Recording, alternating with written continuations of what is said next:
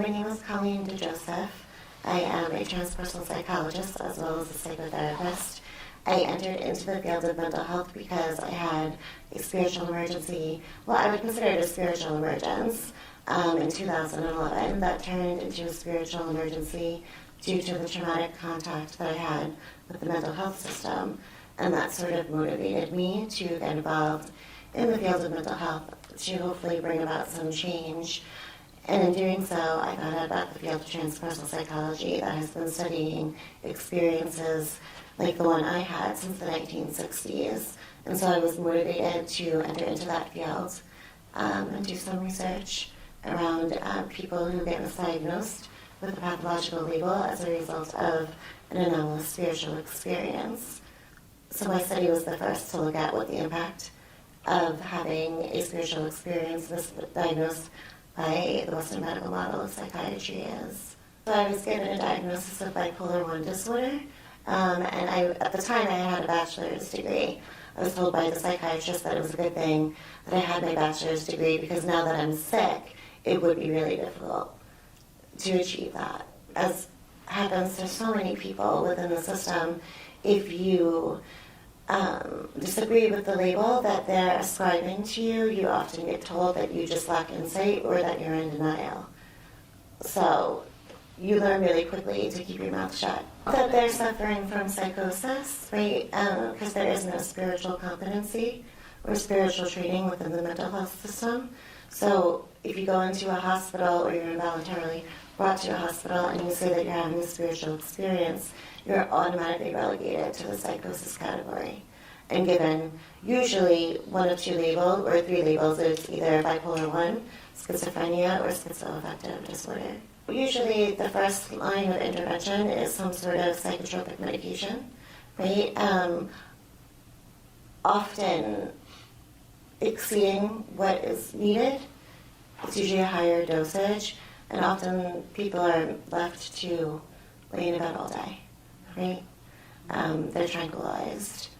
So that's usually the case for most people. I think the standard of care for any mental health institution needs to have a trauma-informed foundation, right? And people who go to these institutions, whether voluntarily or involuntarily, should be treated with empathy and compassion, first and foremost. So the terms spiritual emergence and spiritual emergency were coined by Christina Groff and her husband, Dr. Stan Roth, who's a psychiatrist. And spiritual emergence is used, it's an umbrella term used to define many different anomalous experiences, including near-death experiences, experiences of unitive consciousness or peak experiences, as Abraham Maslow is known for, past life experiences, right? Anything that sort of extends beyond the materialistic five senses worldview could be categorized as a spiritual emergence. Spiritual emergency, on the other hand, is when somebody has an experience of a spiritual emergence that becomes sort of chaotic. It can become chaotic, and the pace of growth can be too fast, so it becomes overwhelming and can be fearful for some people. And they're usually thrown into new realms of mystical and spiritual experience for which they have no reference for. So there's a lot of confusion often, and it often prohibits their functioning, their daily functioning in some capacity. And that's where it starts to move into, oh, this is mental illness. Right, because the barometer. Bipolar. This is psychosis, not a spiritual emergency. Right. A lot of the research points to is that what the dominant narrative is of a culture often determines how these experiences progress for an individual. So if the dominant narrative within a culture is this is sickness, this is illness, and you're going to be ill for the rest of your life, that tends to occur for people. But if these experiences are revered and respected and recognized as the healing experiences that they actually are and treated as such, then it's a period of often challenging growth that a person is going through that leads to even greater functioning if they're supported and the experience is allowed to run its course.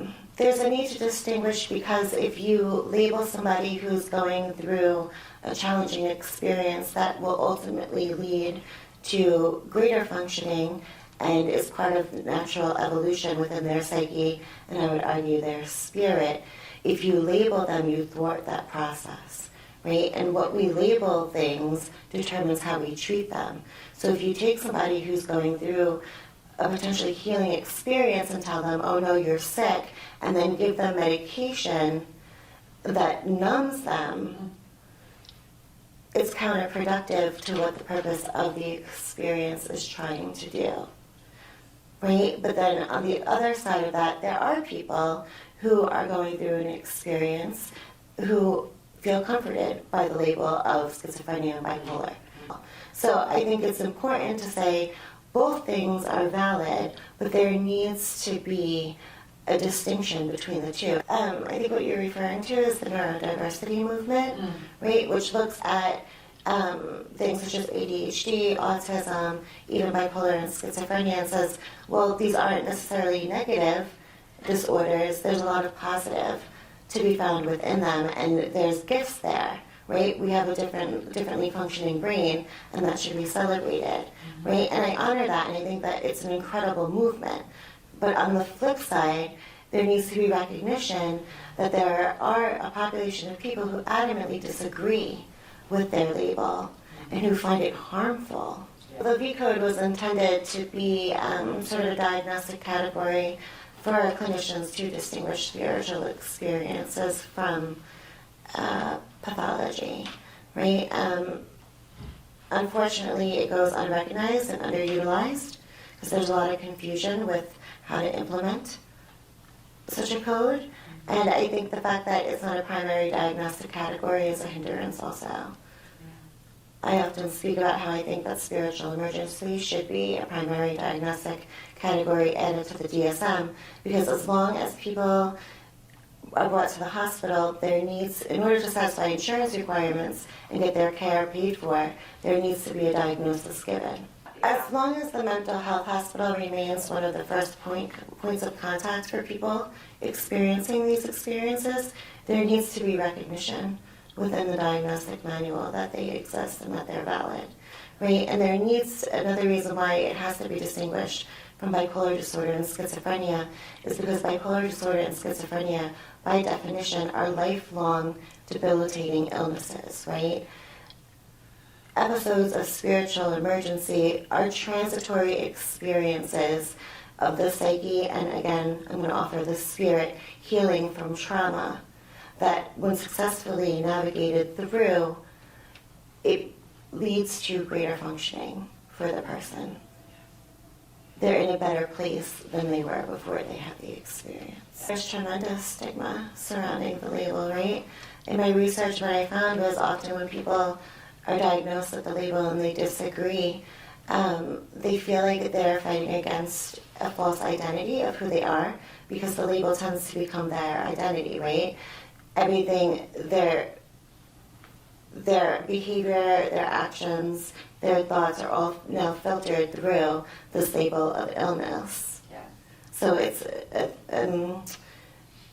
something that they continually contend with, right? And then they also feel as though that they experienced the death of who they were, because now they become the sick one, as opposed to just themselves. And what happens is that somebody will have an overwhelming spiritual emergence experience that by nature is positive.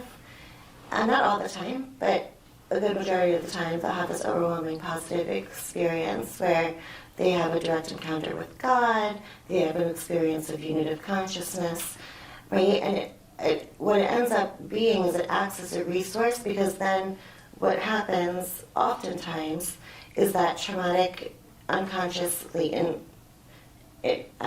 memories will begin to surface that they then have to deal with, right? So it's an experience meant to resource the person so that the traumatic latent material can surface as an opportunity to finally heal from that. We're in a process, a deep and I would argue sacred personal process of healing, that from trauma, and then you get further traumatized by a system that doesn't understand the experience that you're going through. And it's really a shame because there was a recent meta-analysis done a couple years ago that showed that one of the greatest indicators of post-traumatic growth for people is positive spiritual coping. The positive spiritual coping had a greater impact on post-traumatic growth than anything else, including psychosocial support. So to not recognize that within a field that is meant to foster mental well-being is sad. So Dr. Groff, who is one of the people responsible for the field of transpersonal psychology, began his work studying psychedelics, right? And he had this overwhelming transpersonal experience that sort of turned his attention to these experiences that are healing in nature.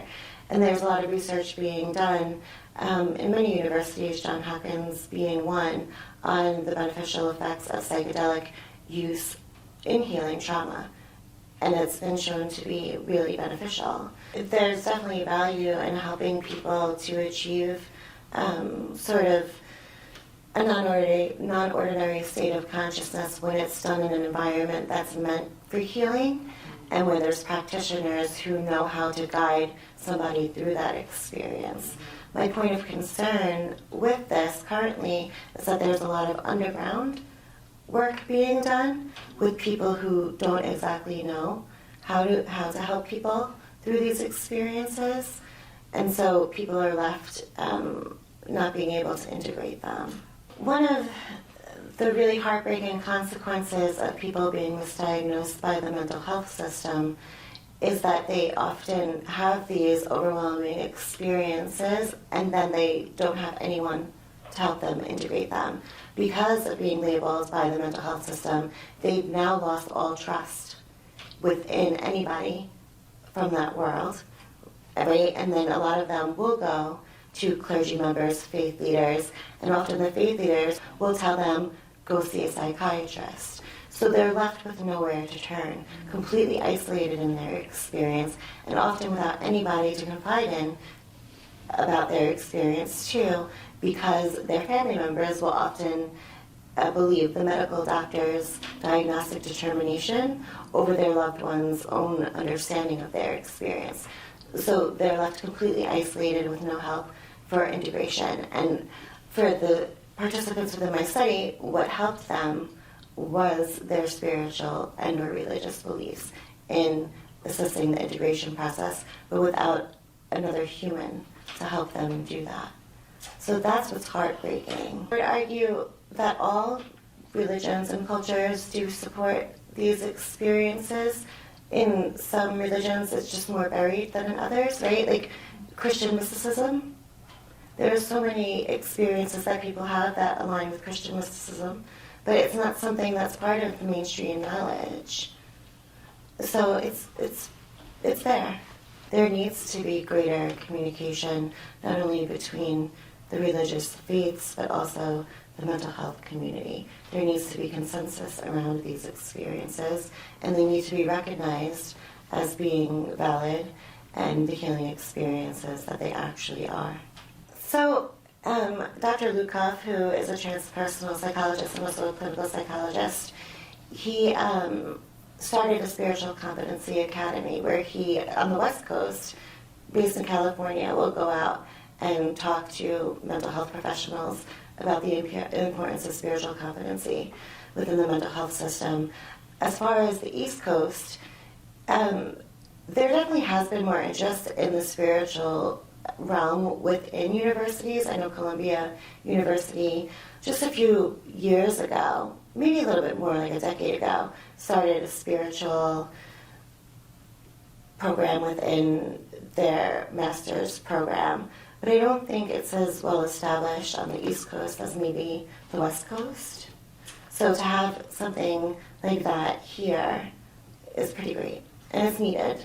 Yeah, I think the most important would be to have a foundation of trauma-informed care, where somebody is met with compassion and empathy when they walk through those doors, regardless of their presentation, right? For it to be understood that what may seem pathological or a little scary or concerning on the onset might be something profoundly healing that the person is going through and profoundly beneficial.